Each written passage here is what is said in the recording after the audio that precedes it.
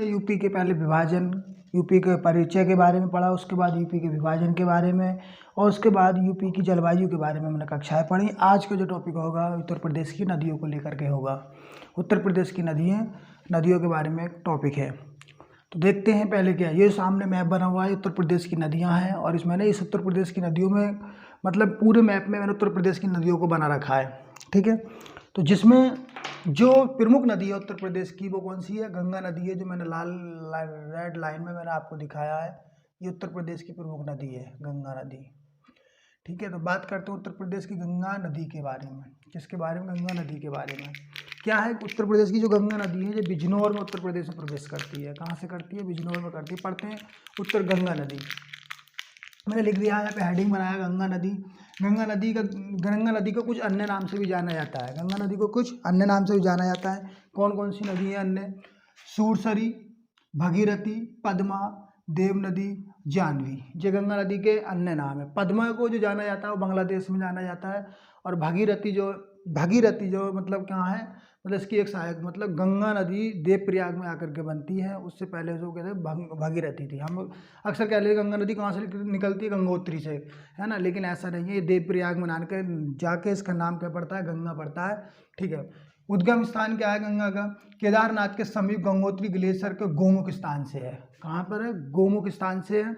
और ये हरिद्वार में मैदानी क्षेत्र में आ जाती है। कहाँ आ जाती है? हरिद्वार में मैदानी क्षेत्र में आ जाती है। और उसके बाद यूपी में जो मिलती है, कहाँ से एंट्री करती है? यूपी में बिजनौर से करती है। कहाँ से करती है? बिजनौर से करती है। गंगा नदी की एक बाएं हाथ से मिलने वाली नदियाँ मैंने ऊपर की साइड में दिखा रखा है, एक हरे कलर की लाइनों से बाएं हाथ से मिलने वाली, और नीचे की जो लाइनें हैं जो ब्लू कलर से जो हैं, ये कौन सी हैं? दाएं हाथ से मिलने वाली नदियाँ। तो बाएं हाथ से मिलने वाली पहली नदी है रामगंगा। कौन सी है? रामगंगा नदी है। कौन सी है? रामगंगा नदी है। जो कहाँ से, इसका उद्गम स्थान कहाँ से है रामगंगा का? उत्तराखंड के, मैंने लिख रखा दूर टोली नामक स्थान से इसका उद्गम स्थान है। रामगंगा नदी कहाँ से निकलती है? उत्तराखंड के दूर टोली नामक स्थान से निकलती है। ये यूपी में कहाँ मिलती है? यूपी में ये प्रवेश करती है, ये कहाँ करती है? यूपी में कालागढ़, बिजनौर के कालागढ़ से, जो कालागढ़ है वहाँ से बिजनौर से एंट्री करती है, और कन्नौज में आकर के ये कहाँ मिल जाती है? गंगा में मिल जाती है। ये देखो कन्नौज है यहाँ, और कन्नौज में आकर ये क्या मिलती है? गंगा में मिल जाती है। कौन सी नदी? रामगंगा। रामगंगा के किनारे बस शहर कभी कभी पूछ लेता, बरेली है और तुम्हारे की मुरादाबाद है, ये रामगंगा के किनारे बस शहर है। उसके बाद इसकी सहायक नदी है गोमती। कौन सी है? गोमती। सहायक नदी कौन सी है? गोमती। दूसरी नदी कौन सी है? गोमती नदी है, जो मतलब मैदानी क्षेत्र से मिलने वाली नदी है। कैसी नदी है? मैदानी क्षेत्र से मिलने वाली नदी। और इसका जो स्थान है वो कहाँ से है? फुल्लर झील से है ना। कहाँ है फुल्लर झील? कहाँ पर है? पीलीभीत के फुल्लर झील से गोमती नदी का उद्गम स्थान है। गाजीपुर के कैदी नामक स्थान पर गंगा में मिलती है। ये कहाँ मिलती है? गाजीपुर के कैदी नामक स्थान पर ये गंगा में मिलती है। दूसरी नदी है इसकी घाघर नदी।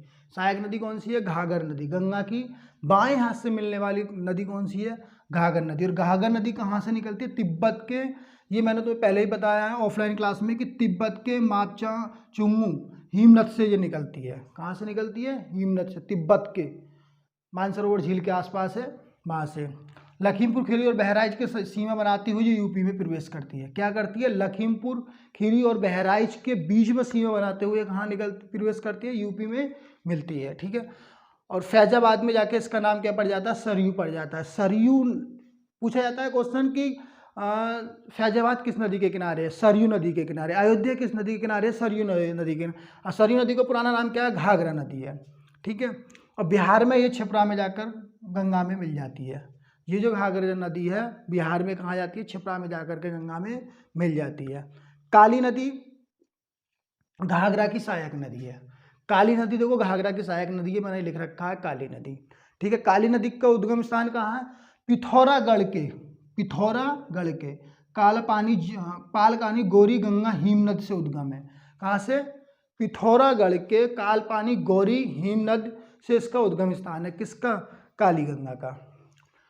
काली गंगा का। फिर है पीलीभीत और नेपाल के बीच सीमा बनाती है। जो काली जो गंगा है ये क्या करती है? पीलीभीत और नेपाल की सीमा बनाती है, ठीक है। उसके बाद है इसकी सहायक नदी राप्ती। कौन सी है? राप्ती, जो नेपाल के धौलागिरी के रोकम कोट से निकलती है। नेपाल के धौलागिरी के रोकम कोट से निकलती है कौन सी नदी? राप्ती नदी। एक क्वेश्चन पूछा जाता है कि गोरखपुर किस नदी के किनारे है, तो वो गोरखपुर जो है किस नदी के किनारे है? राप्ती नदी के किनारे। अच्छा, गंगा नदी जो बिजनौर से तो यूपी में प्रवेश करती है, लेकिन निकलती कहाँ से? बलिया से। बलिया, बिहार के बलिया, छपरा जिला के बलिया नामक स्थान से ये निकल जाती है, बिहार में एंट्री करती है। ठीक है, उसके बाद एक नदी और है ना, बाएं हाथ से मिलने वाली गंडक, है ना, पटना में जाकर के मिलती है। गंगा में पटना में जाकर के मिलती है। एग्जाम के पर्पस में, यूपी स्पेशल के पर्पस से नहीं पढ़ाया जाता, इसी वजह से मैंने बनाई नहीं है। ठीक है, उसके बाद पढ़ते हैं दाएं हाथ से मिलने वाली नदियाँ। दाएं हाथ से मिलने वाली नदियाँ में सबसे पहली बात, सबसे बड़ी नदी है इसकी यमुना। कौन सी नदी है? यमुना। दाएं हाथ से मिलने वाली जो नदी है, गंगा की सहायक जो नदी है दाएं हाथ से, वो कौन सी है? यमुना। यमुना नदी मैंने लिख रखा है, यमुना नदी गोमती ग्लेशियर के पश्चिम ढाल के बंदरपुर नामक स्थान से निकलती है। कहाँ से निकलती है? गंगोत्री ग्लेशियर के पश्चिम ढाल के बंदरपुंछ नामक स्थान से निकलती है। और पहली नदी है चंबल नदी। चंबल नदी जो इसकी किसकी सहायक नदी है? यमुना की सहायक नदी है। ठीक है, और सहारनपुर के फैजाबाद नामक स्थान में यूपी में प्रवेश करती है। ये क्या काम करती है? सहारनपुर के फैजाबाद नामक स्थान पर क्या करती है? यूपी में प्रवेश करती है। कौन सी नदी? यमुना। ये दिल्ली और, ठीक है, दूसरा इलाहाबाद में गंगा में आकर के मिल जाती है। और ये कहाँ मिलती है? इलाहाबाद में आकर गंगा में मिल जाती है। कौन सी नदी? यमुना नदी। यमुना नदी कहाँ मिलती है? ये गंगा, इलाहाबाद में आकर गंगा में मिल जाती है। ठीक है, उसके बाद पढ़ेंगे यमुना की सहायक नदी। सहायक नदी में पहली नदी कौन सी है? चंबल। और चंबल का उद्गम स्थान कहाँ? मध्य प्रदेश के मुंह किले से। कहाँ से है इसका उद्गम स्थान? है मध्य प्रदेश के मुंह जिले में इसका स्थान है, जो यूपी में और आगरा और इटावा में, मतलब जो कहाँ पर है? राजस्थान में, और यूपी से आगरा में, इटावा में मिलती आ जाती है, सीमा बनाती है। क्या क्या करती है? राजस्थान के, यूपी के और आगरा और इटावा में क्या करती है? सीमा बनाती है। मुरादगंज में यमुना में मिल जाती है। ये क्या काम करती है? जो चंबल नदी है, ये मुरादगंज है, यहाँ पर मुरादगंज में क्या मिल जाती है? वही चंबल नदी है, चंबल घाटी। चंबल चोरों के लिए फेमस थी ये। ठीक है, फिर यमुना की एक सहायक नदी का बेतवा।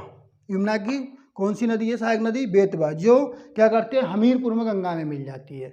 यहाँ से निकलती है और बेतवा में हमीरपुर में मिल जाती है। वो इसी की सहायक नदी है एक कैन। यमुना की एक सहायक नदी कौन सी है? कैन है। कौन सी नदी है? कैन।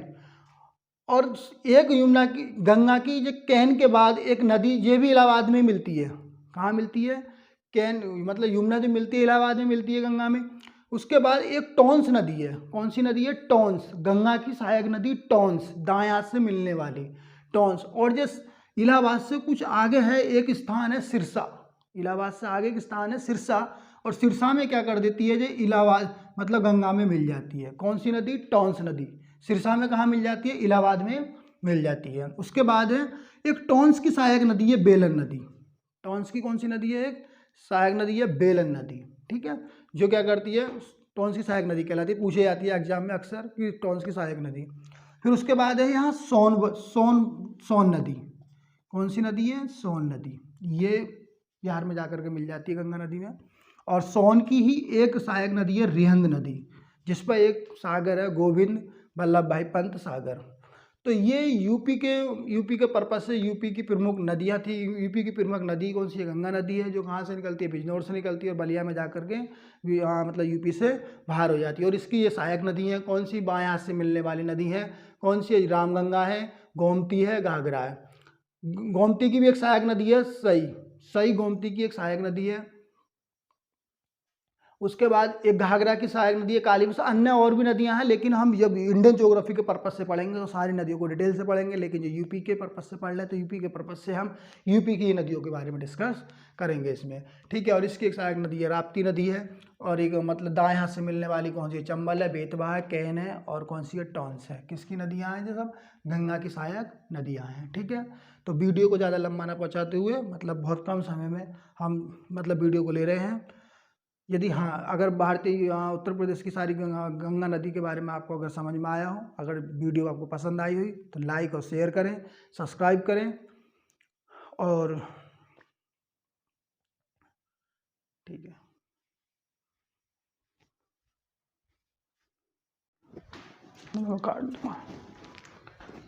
नमस्कार दोस्तों, मेरे द्वारा यूपी स्पेशल को लेकर के वीडियो प्रोवाइड की जा रही है, जिसमें मैंने 2 वीडियो आपको पहले ही प्रोवाइड कर दिए। जो पहली वीडियो में हमने यूपी का परिचय लिया था, दूसरी वीडियो हमने यूपी का विभाजन लिया था। तो आज हमारी तीसरी वीडियो है यूपी के जलवायु को लेकर के, कि यूपी में किस प्रकार मतलब किस जलवायु के अकॉर्डिंग बरसात होती है और क्यों होती है। तो बात करते हैं यूपी की जलवायु कैसी है। तो यूपी की जलवायु है समशीतोष्ण उष्णकटिबंधीय मानसूनी जलवायु है। समशीतोष्ण उष्णकटिबंधीय मानसूनी जलवायु है। यदि क्वेश्चन एग्जाम में आता है, यदि सम नहीं है तब भी गलत है, मानसून नहीं है तब भी गलत है, और उष्णकटिबंधीय नहीं है तब भी गलत है, और उष्ण भी अगर उसमें नहीं है, उष्ण शब्द भी, तब भी वो हमारा ऑप्शन गलत हो जाएगा। तो हमें पूरी लाइन देखनी होती है कि यूपी की जो जलवायु है वो कैसी है, समशीतोष्ण उष्णकटिबंधीय मानसूनी जलवायु है। यूपी, देखो हम जिस लेवल से, जिस स्टेट से हम बिलोंग करते हैं, जिस स्टेट में हम रहते हैं, तो हमें पहले फर्स्ट ऑफ ऑल हमें उस स्टेट की फुल जानकारी होनी चाहिए। अगर हम पीसीएस का पेपर देने के लिए चले जाएँ तो कंपलसरी है 5 से लेकर 10 क्वेश्चन तक यूपी स्पेशल से जरूर आते हैं। लेकिन बाई चांस किसी साल नहीं आते हैं, वो अलग की बात है। तो हमें उत्तर प्रदेश के बारे में फुल जानकारी होना जरूरी है। तो बात करते हैं उत्तर प्रदेश की जलवायु के बारे में। तो उत्तर प्रदेश की जलवायु कैसी है, समशीतोष्ण उष्णकटिबंधीय मानसूनी है। लेकिन समशीतोष्ण उष्णकटिबंधीय क्यों है, क्योंकि उत्तर प्रदेश की जो स्थिति है हमारे ग्लोब में, है ना, तो वो कैसी है देखते हैं।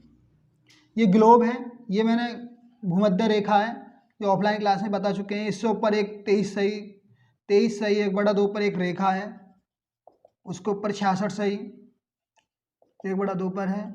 यहाँ पर अंटार्कटिक महासागर वो है, सागर है। तो ये जो है हमारा, ये जो क्षेत्र है हमारा, ये कैसा उष्ण है और ये कैसा शीतोष्ण है, शीतोष्ण।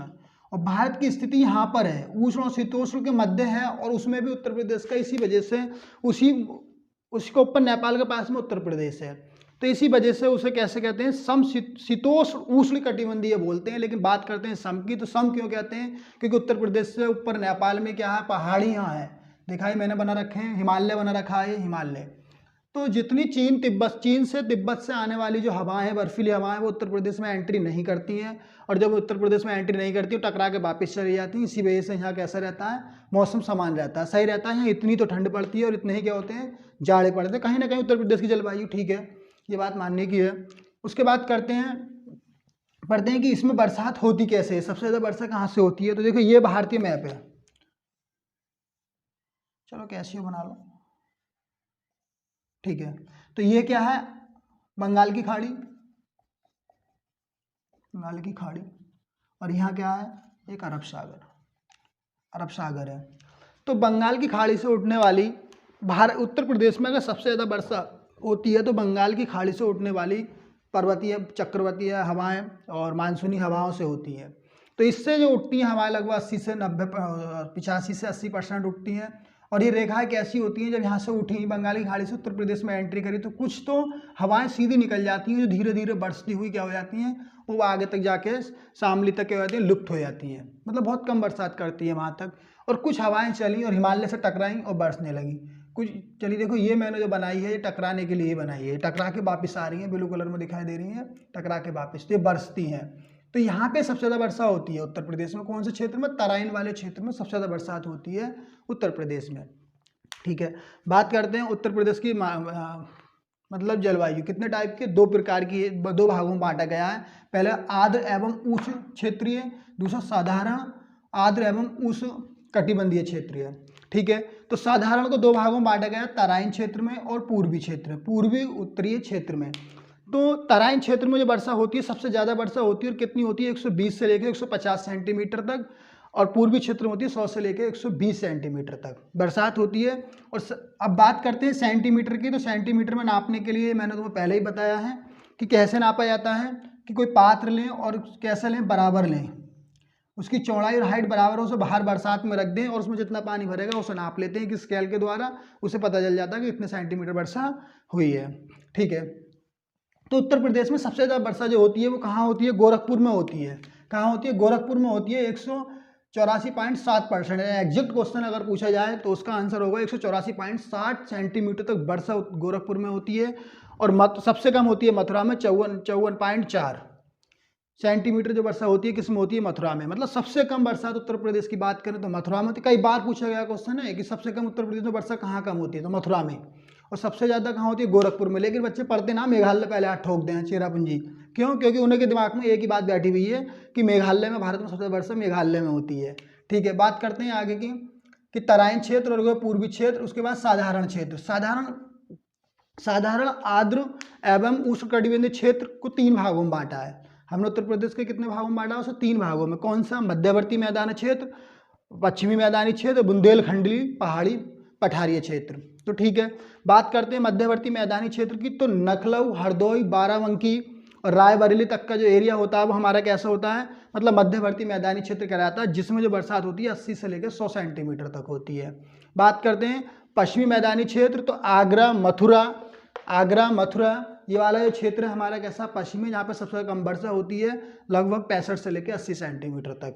ठीक है, और बुंदेलखंडी क्षेत्र जो होते हैं वो हमारे झांसी, ललितपुर, ये ललितपुर है, ये यूपी में सबसे अलग पड़ा है, ये ललितपुर सबसे नीचे पड़ा है ना। तो यहाँ ये सोनभद्र पड़ा है इधर। तो इन क्षेत्रों में जो ये पठारी क्षेत्र होते हैं और यहाँ पे वर्षा कितनी होती है? 80 से लेके 100 सेंटीमीटर तक होती है। ठीक है, अब बात करते हैं कि बंगाल की खाड़ी से 80% वर्षा 80 से 85 होती है, तो 20 से 15 कहाँ होती है? ये होती है शीत ऋतु में। कब होती है? शीत ऋतु में होती है, जाड़ों के मौसम में होती है। और ये बरसात जो होती है सबसे ज़्यादा कहाँ होती है? सहारनपुर में होती है। सहारनपुर में होने की वजह से यहाँ से रसीले फल उगाए जाते हैं। रसीले फल उगाए जाने की वजह से ही सहारनपुर रसीले फलों के लिए फेमस है। जाड़ों में सबसे ज़्यादा रसीले फल सहारनपुर में होते हैं। ठीक है, बात करते हैं कृषि के क्षेत्र में कृषि की जलवायु क्षेत्र में यूपी का स्थान। यूपी के भाग कितने? 9 भागों में बांटा गया है।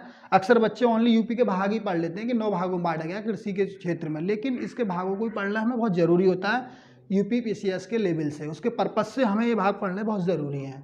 ठीक है, बात करेंगे पहले क्षेत्र की। तो पहला क्षेत्र है भावर एवं तराइन क्षेत्र। भावर तराइन क्षेत्र मैंने पहली वीडियो में बता रखा है कि सबसे पहले भावर होता है, तराइन होता है। भावर वो होता है कि नदियों द्वारा लाई गई बालुओं से, जो कंकड़ों से क्षेत्र बनता है वो भावर क्षेत्र कहलाता है, और उससे रिस के पानी निकलने वाला तराइन क्षेत्र कहलाता है। ठीक है, दूसरी बात करेंगे पश्चिमी मैदान। तीसरा मध्यवर्ती पश्चिमी मैदान, नेक्स्ट दक्षिण पश्चिम शुष्क मैदान, फिर मध्य मैदान, बुंदेलखंडी मैदान, उत्तर पूर्वी मैदान, पूर्वी मैदान और बिंद मैदान। ये 9 भाग हैं किसके? कृषि के क्षेत्र में। इन 9 भागों में कृषि की जाती है उत्तर प्रदेश के। अगर तराइन वाले क्षेत्र में की जाए बात तो यहाँ पे गन्ना की खेती बहुत अच्छी होती है, और बुंदेलखंडी बात करें तो यहाँ पे छोटी छोटी झाड़ियाँ होती हैं, बट ढोरों जानवरों को ज़्यादा पाला जाता है यहाँ पे। ठीक है, तो आज के लिए इतना ही काफ़ी है। अगर वीडियो पसंद आए तो लाइक और शेयर करें, और पसंद ना आए तो डिसलाइक्स जरूर करें। अगली वीडियो, जब इस वीडियो को व्यू सब्सक्राइब जाएंगे तो अगली वीडियो जल्द मिलेगी, ना तो कुछ दिनों के लिए तो आराम है ही। आगे चल रही है ना वीडियो।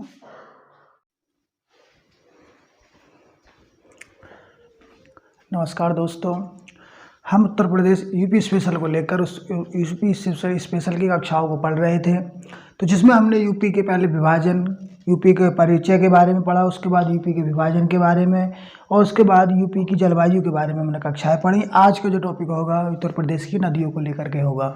उत्तर प्रदेश की नदियों के बारे में एक टॉपिक है। तो देखते हैं पहले क्या। ये सामने मैप बना हुआ है, उत्तर प्रदेश की नदियाँ हैं, और मैंने इस उत्तर प्रदेश की नदियों में, मतलब पूरे मैप में मैंने उत्तर प्रदेश की नदियों को बना रखा है। ठीक है, तो जिसमें जो प्रमुख नदी है उत्तर प्रदेश की वो कौन सी है? गंगा नदी है, जो मैंने रेड लाइन में मैंने आपको दिखाया है। ये उत्तर प्रदेश की प्रमुख नदी है, गंगा नदी। ठीक है, तो बात करते हैं उत्तर प्रदेश की गंगा नदी के बारे में। किसके बारे में? गंगा नदी के बारे में। क्या है उत्तर प्रदेश की जो गंगा नदी है, जो बिजनौर में उत्तर प्रदेश में प्रवेश करती है। कहाँ से करती है? बिजनौर में करती है। पढ़ते हैं उत्तर गंगा नदी। मैंने लिख दिया है यहाँ पे, हेडिंग बनाया गंगा नदी। गंगा नदी को कुछ अन्य नाम से भी जाना जाता है। गंगा नदी को कुछ अन्य नाम से भी जाना जाता है। कौन कौन सी नदी है अन्य? सूरसरी, भगीरथी, पद्मा, देव नदी, जानवी, ये गंगा नदी के अन्य नाम है। पद्मा को जो जाना जाता है वो बांग्लादेश में जाना जाता है, और भगीरथी जो मतलब कहाँ है, मतलब इसकी एक सहायक, मतलब गंगा नदी देवप्रयाग में आकर के बनती है। उससे पहले जो कहते हैं भगीरथी थी। हम अक्सर कह लेते गंगा नदी कहाँ से निकलती है? गंगोत्री से, है ना, लेकिन ऐसा नहीं है। ये देवप्रयाग में जाके इसका नाम क्या पड़ता है? गंगा पड़ता है। ठीक है, उद्गम स्थान क्या है गंगा का? केदारनाथ के समीप गंगोत्री ग्लेशियर के गोमुख स्थान से है। कहाँ पर है? गोमुख स्थान से है। और ये हरिद्वार में मैदानी क्षेत्र में आ जाती है। कहाँ आ जाती है? हरिद्वार में मैदानी क्षेत्र में आ जाती है। और उसके बाद यूपी में जो मिलती है, कहाँ से एंट्री करती है यूपी में, बिजनौर से करती है। कहाँ से करती है, बिजनौर से करती है। गंगा नदी की एक बाएं हाथ से मिलने वाली नदी है, मैंने ऊपर की साइड में दिखा रखा है, एक हरे कलर की लाइनों से बाएं हाथ से मिलने वाली, और नीचे की जो लाइनें हैं जो ब्लू कलर से जो हैं, ये कौन सी हैं, दाएं हाथ से मिलने वाली नदियाँ। तो बाएं हाथ से मिलने वाली पहली नदी है रामगंगा। कौन सी है, रामगंगा नदी है। कौन सी है, रामगंगा नदी है। जो कहाँ से, इसका उद्गम स्थान कहाँ से है रामगंगा का, उत्तराखंड के, मैंने लिख रखा दूर टोली नामक स्थान से इसका उद्गम स्थान है। रामगंगा नदी कहाँ से निकलती है, उत्तराखंड के दूर टोली नामक स्थान से निकलती है। ये यूपी में कहाँ मिलती है, यूपी में ये प्रवेश करती है, ये कहाँ करती है, यूपी में कालागढ़, बिजनौर के कालागढ़ से, जो कालागढ़ है वहाँ से बिजनौर से एंट्री करती है, और कन्नौज में आकर के कहाँ मिल जाती है, गंगा में मिल जाती है। ये देखो कन्नौज है यहाँ, और कन्नौज में आकर ये क्या मिलती है, गंगा में मिल जाती है। कौन सी नदी, रामगंगा। रामगंगा के किनारे बस शहर का भी कहीं पूछ लेता, बरेली है और तुम्हारे की मुरादाबाद है, ये रामगंगा के किनारे बस शहर है। उसके बाद इसकी सहायक नदी है गोमती। कौन सी है, गोमती। सहायक नदी कौन सी है, गोमती। दूसरी नदी कौन सी है, गोमती नदी है, जो मतलब मैदानी क्षेत्र से मिलने वाली नदी है। कैसी नदी है, मैदानी क्षेत्र से मिलने वाली नदी, और इसका जो स्थान है वो कहाँ से है, फुल्लर झील से है ना। कहाँ है फुल्लर झील, कहाँ पर है, पीलीभीत के फुल्लर झील से गोमती नदी का उद्गम स्थान है। गाजीपुर के कैदी नामक स्थान पर गंगा में मिलती है। ये कहाँ मिलती है, गाजीपुर के कैदी नामक स्थान पर जो गंगा में मिलती है। दूसरी नदी है इसकी घाघर नदी। सहायक नदी कौन सी है, घाघर नदी। गंगा की बाएं हाथ से मिलने वाली नदी कौन सी है, घाघर नदी। और घाघर नदी कहाँ से निकलती है, तिब्बत के, ये मैंने तो पहले ही बताया है ऑफलाइन क्लास में कि तिब्बत के मापचा चुंगू हिमनद से ये निकलती है। कहाँ से निकलती है, हिमनद से, तिब्बत के मानसरोवर झील के आसपास है, वहाँ से। लखीमपुर खीरी और बहराइच के सीमा बनाती हुई जो यूपी में प्रवेश करती है। क्या करती है, लखीमपुर खीरी और बहराइच के बीच में सीमा बनाते हुए कहाँ प्रवेश करती है, यूपी में मिलती है। ठीक है। और फैजाबाद में जाके इसका नाम क्या पड़ जाता है, सरयू पड़ जाता है। सरयू पूछा जाता है क्वेश्चन कि फैजाबाद किस नदी के किनारे है, सरयू नदी के किनारे। अयोध्या किस नदी के किनारे है, सरयू नदी के। और सरयू नदी का पुराना नाम क्या है, घाघरा नदी है। ठीक है। और बिहार में ये छपरा में जाकर गंगा में मिल जाती है। ये जो घाघरा नदी है बिहार में कहाँ जाती है, छपरा में जाकर के गंगा में मिल जाती है। काली नदी घाघरा की सहायक नदी है। काली नदी देखो घाघरा की सहायक नदी है, मैंने लिख रखा है काली नदी। ठीक है। काली नदी का उद्गम स्थान कहाँ है, पिथौरागढ़ के पालपानी गौरी गंगा हिमनद से उद्गम है। कहाँ से, पिथौरागढ़ के कालपानी गौरी हिमनद से इसका उद्गम स्थान है। किसका, काली गंगा का, काली गंगा का। फिर है पीलीभीत और नेपाल के बीच सीमा बनाती है। जो काली जो गंगा है ये क्या करती है, पीलीभीत और नेपाल की सीमा बनाती है। ठीक है। उसके बाद है इसकी सहायक नदी राप्ती। कौन सी है, राप्ती, जो नेपाल के धौलागिरी के रोकमकोट से निकलती है। नेपाल के धौलागिरी के रोकमकोट से निकलती है। कौन सी नदी, राप्ती नदी। एक क्वेश्चन पूछा जाता है कि गोरखपुर किस नदी के किनारे है, तो वो गोरखपुर जो है किस नदी के किनारे है, राप्ती नदी के किनारे। अच्छा, गंगा नदी जो बिजनौर से तो यूपी में प्रवेश करती है, लेकिन निकलती कहाँ से, बलिया से। बलिया, बिहार के बलिया, छपरा जिला के बलिया नामक स्थान से ये निकल जाती है, बिहार में एंट्री करती है। ठीक है। उसके बाद एक नदी और है ना, बाएं हाथ से मिलने वाली गंडक है ना, पटना में जाकर के मिलती है। ये गंगा में पटना में जाकर के मिलती है। एग्जाम के पर्पस में, यूपी स्पेशल के पर्पज से नहीं पढ़ाया जाता, इसी वजह से मैंने बनाई नहीं है। ठीक है। उसके बाद पढ़ते हैं दाएं हाथ से मिलने वाली नदियाँ। दाएं हाथ से मिलने वाली नदियाँ में सबसे पहली बात, सबसे बड़ी नदी है इसकी यमुना। कौन सी नदी है, यमुना। दाएं हाथ से मिलने वाली जो नदी है गंगा की सहायक जो नदी है दाएं हाथ से, वो कौन सी है, यमुना। यमुना नदी मैंने लिख रखा है, यमुना नदी गोमती ग्लेशियर के पश्चिम ढाल के बंदरपुर नामक स्थान से निकलती है। कहाँ से निकलती है, गंगोत्री ग्लेशियर के पश्चिम ढाल के बंदरपुंछ नामक स्थान से निकलती है। और पहली नदी है चम्बल नदी। चम्बल नदी जो इसकी किसकी सहायक नदी है, यमुना की सहायक नदी है। ठीक है। और सहारनपुर के फैजाबाद नामक स्थान में यूपी में प्रवेश करती है। ये क्या काम करती है, सहारनपुर के फैजाबाद नामक स्थान पर क्या करती है, यूपी में प्रवेश करती है। कौन सी नदी, यमुना। जो दिल्ली और ठीक है।